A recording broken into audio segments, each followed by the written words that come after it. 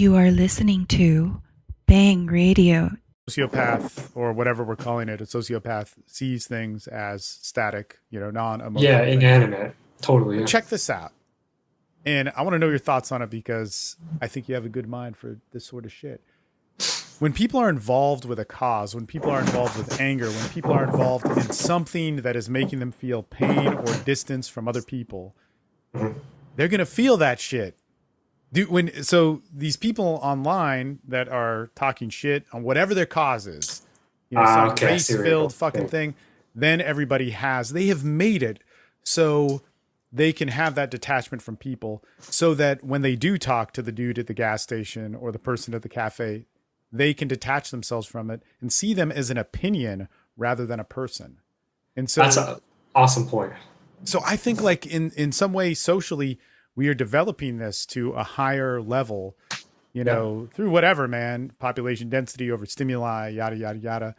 But man, think about this. When you're dealing with a person that could be a client or whatever, man, when I know somebody is fucked up, and they are pissed off, they're in pain, they just got cheated on, they just got in a car accident, they whatever the fuck happened to them, they start to distance themselves from a whole huge amount of the population, categorize, label, detach, and then see.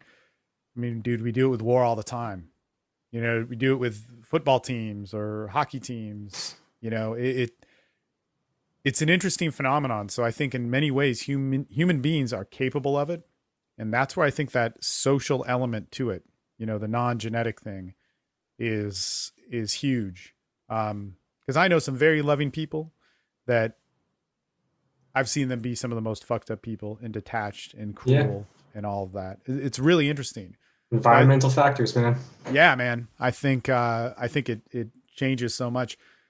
So that being said, they don't have the genetic thing, but they have stepped over the line into the red zone, into the black zone. Into the red zone. Oh fuck. What Um.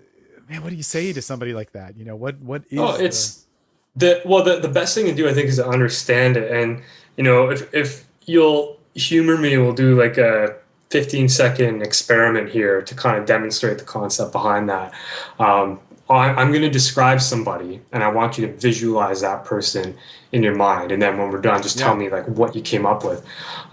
Somebody who is the leader of the chess club, gets really good grades in school, maybe captain of the debate team, socially awkward and shy, not really good at conversation, not really that athletic. What kind of person do you think of?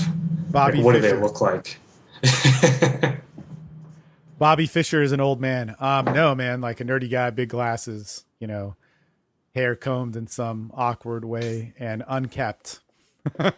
Yeah, and that's, whatever people come up with, the point is that you're able to visualize physical traits when I didn't describe any. And that's called the representativeness heuristic. So if you see somebody who exhibits those traits, you build a connection in your mind. Yeah. And then without even being exposed to what they look like, but only the traits, your brain immediately fills in all these blanks. And that's what we do every day. We take this small section of reality and we use it to fill in all this other crazy shit that may or not be true. And when somebody's going through that distancing, they're experiencing like a horrible thing, maybe a car crash, maybe somebody just cut them off and they're screaming at them. So now instead of engaging that person and understanding them, they're exposed to, say, a heuristic, the representative heuristic that they have of an angry person is somebody who's shitty in every other area of life. So instead of recognizing that this is just a normal good person, like we talked about, they're no bad people, it's a normal good person in a fucked up situation, and that environmental pressure is causing them to act in a fucked up way, they view them as just like a horrible, demonized version of a human, just a piece of shit with no redeeming qualities, not worth talking to, and they totally just blast them. And like you said, they disconnect totally because they don't see anything there worth connecting to.